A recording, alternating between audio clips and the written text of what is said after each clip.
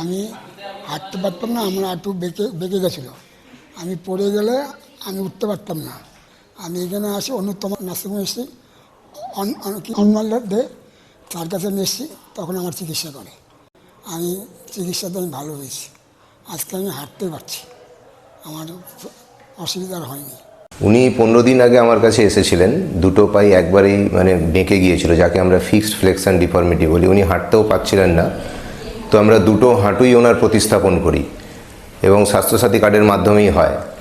তো এর পরবর্তীকালে উনি আজকেই হাঁটা শুরু করলেন এবং দুটো হাঁটুই সোজা হয়ে গেছে এবং উনি স্বাভাবিকভাবেই হাঁটতে পারছেন।